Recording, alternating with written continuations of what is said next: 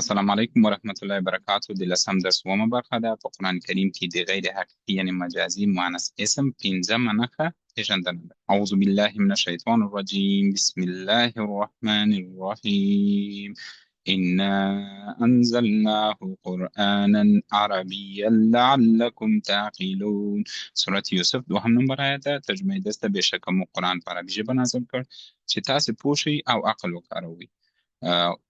الله جل جلاله قرآن په عربي ژبه نازل کړی، نو زموږ او ستاسې هدف دا ده چې د قرآن ژبه زده کوو، عربي ژبه زده کوو، په خپله ژبه زده کوو، تر څو د تلاوت ترڅنګ موږ وکولی سو د قرآن په معنا هم پوه سو. نننۍ موخې مو څه دي؟ په قرآن کریم کې د غیر حقیقي یعنې مجازي مؤنث اسم پنځمه نښه پېژندنه ده. په سورة المسد لومړی نمبر آیات، سورة البلد اتم نمبر آیات. اعوذ بالله من الشیطان الرجیم. بسم الله الرحمن الرحیم.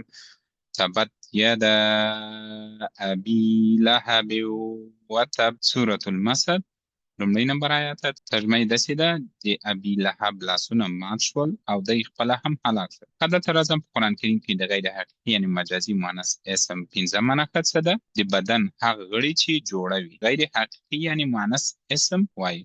دلته راځم، په دې آیت کې شه ده یدا، خو دلته شه ده یدان. لکه څنګه په تېر درسو کې چې ما وویل ټول نومونه په عربي ژبې کې درانه وي. درانه په څه معنا؟ دروند اسم، چې ما په دې اړه مفصلا معلومات ورکړي په تېرو درسو کې. هر هغه چا چې زما دا درسونه نه یې کتلي، نو له هغو څخه مې دا هیله ده چې زما تېر درسونه دي د درانه او سپک اسمونو په اړه وګوري، نو انشاءالله دوی به په مفصله توګه معلومات ترلاسه کړي. او دلته زه کولی شم چې یو عمومي معلومات ورکړم. نو دلته راځم یدان. یدان څه معنا؟ لاسونه جوړه دي. نو دلته راځم وګورئ حالت یې څه ده؟ رفع، نصب، جر. مفرد خو بېږو. دلته وګورئ چې ما وویل چې دا درانه اسمونه دي. زه څنګه پوه شم چې دا درانه اسمونه دي؟ دلته ګورم ورته یدن. ویني د پای شی لري، تنوین لري. یدن شی لري، تنوین لري. یدن شی لري، تنوین لري. یعنې دلته ضمتین، فتحتین، کسرتین. ولې په مثنات څه معنا په عربي کې؟ دلته جوړه. که په جوړه کې ګورئ، ما وایي چې د رفع حالت کې ترکیبي توري لري چې ده انی، او په نصب حالت کې عیني، او دلته هم راځم په جر حالت کې عیني. زموږ او ستاسې هدف د یدان یعنې دا دروند اسم ده، دا څنګه سپک اسم ته بدلولی سو چې ما په تېرو درسو کې مفصله معلومات ورکړي. خو دلته به راسم مشخص به کړم چې دا زه څنګه سپک اسم بدلولی سم.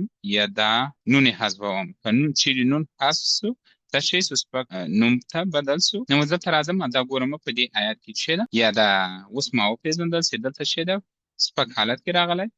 نو دلته زه دلته لیکم چې دا غیر حقیقي مؤنث اسم ده.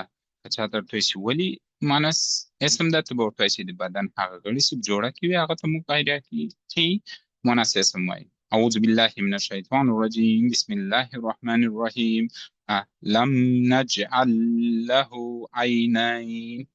سورة البلد اتم نمبر آیت ده. ترجمه یې داسې ده: آیا موږ هغه ته دوې سترګې نه دي ورکړي؟ نو دلته راځم، په قرآن کریم کې د غیر حقیقي یعنې مجازي مؤنث اسم پنځمه نښه څه ده؟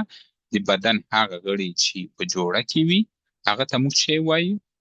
پنځمه نښه، او غیر حقیقي مؤنث اسم ورته وایي. دلته وګورئ عینین د پای تورو ترکیب لري. کله چې د پای تورو ترکیب درلود، زه څنګه پوه شم چې د پای تورو ترکیب لري؟ اوس دلته راځم، دا جدول ما ورته جوړ کړی چې دا اوس اسم په درانه حالت کې ده که سپک حالت کې ده. دلته راځم وګورئ ټول نومونه په درانه حالت کې دي. دا جدول عینون، عینانې.